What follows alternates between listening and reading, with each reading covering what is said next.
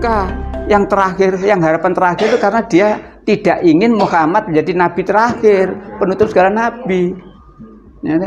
Nah, ternyata Allah tidak menghendaki itu. Allah tidak menghendaki Yesus menjadi juru selamat dunia. Walaupun dia berharap itu, tapi Allah menjadikan Muhammad sebagai juru selamat dunia. Itu mereka lu dengki.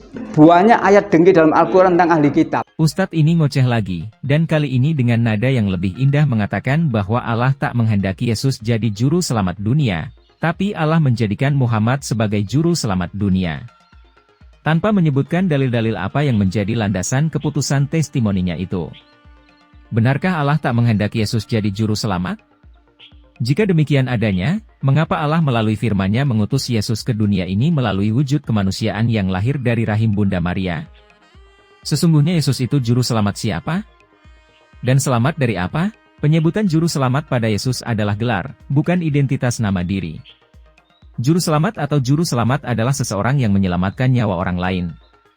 Istilah ini erat sekali hubungannya dengan ajaran agama Kristen, walaupun tidak eksklusif digunakan dalam konteks agama Kristen. Dalam agama Kristen, istilah ini telah dipercayai sejak zaman Perjanjian Lama dan dinanti-nantikan oleh umat Israel sebagai perjanjian yang akan digenapi oleh Allah.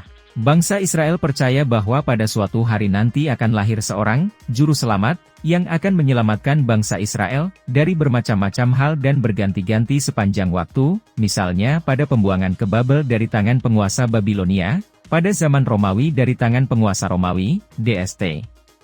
Hingga saat ini mereka masih menunggu datangnya Sang Juru Selamat. Yesus Kristus dipercaya oleh sebagian orang Yahudi sebagai Sang Juru Selamat, pertama-tama oleh Petrus, muridnya, yang mereka nanti-nantikan selama ini. Jumlah orang yang percaya akan hal tersebut semakin bertambah banyak dan akhirnya mereka disebut orang Kristen, yang pada awalnya berkonotasi negatif. Orang Kristen mempercayai Yesus sebagai Juru Selamat, yang tugas utamanya adalah menyelamatkan jiwa seluruh umat manusia dari neraka akibat dosa yang dilakukan oleh Adam dan Hawa. Tugas tersebut digenapi oleh Yesus pada saat Ia disalibkan, mati, dan dikuburkan. Orang Kristen percaya bahwa pada hari yang ketiga Yesus bangkit dari kematian, menampakkan diri pada orang-orang, lalu naik ke surga. Matius menulis kesaksiannya dalam pasal 20 ayat 28 yang berbunyi, "Ini sama seperti Putra Manusia datang, bukan untuk dilayani, tapi untuk melayani dan memberikan nyawanya sebagai tebusan bagi banyak orang." Konsep juru selamat yang dipercayai oleh orang Kristen bersifat universal, yang berarti bahwa siapa saja dapat diselamatkan dan masuk surga asalkan di dalam hatinya percaya kepada Yesus. Beberapa denominasi gereja mengatur bahwa seseorang harus mengaku dengan mulutnya bahwa ia percaya kepada Yesus baru dapat diselamatkan. Umat Kristen juga percaya bahwa keselamatan tersebut bersifat eksklusif, yang berarti bahwa tidak ada jalan lain untuk diselamatkan tanpa melalui percaya kepada Sang Juru Selamat. Hal ini kadang-kadang dikritik oleh kalangan non-Kristen yang mempercayai bahwa manusia selalu mempunyai pilihan untuk segala sesuatu. Matius 14 ayat 6 menyebutkan, "Akulah jalan, kebenaran, dan kehidupan." Tapi, apakah Yesus sendiri yang mengatakan dirinya sebagai juru selamat? Bagaimana kejuruselamatan itu ada pada diri Yesus? Apakah Yesus yang menyodorkan dirinya sendiri? Lalu penyodoran diri sebagai juru selamat itu kepada siapa?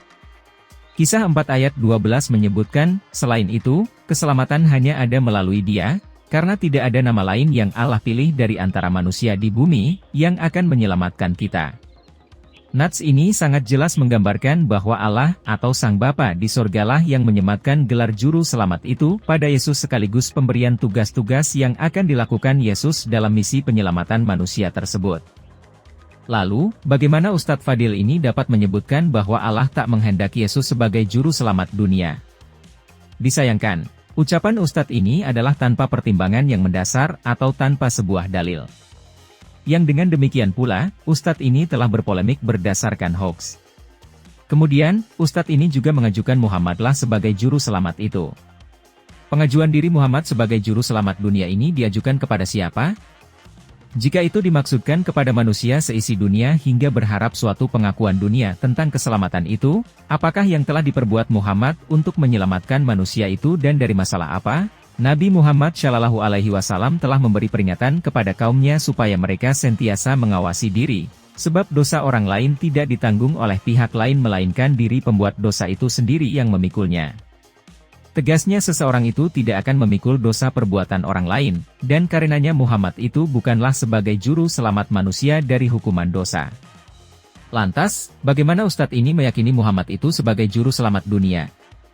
Kesaksian Rasul Paulus didatangi Yesus setelah bangkit dari kematiannya. 1 Korintus 15 ayat 20 hingga 22, bahwa Kristus telah dibangkitkan dari antara orang mati, sebagai yang sulung dari orang-orang yang telah meninggal.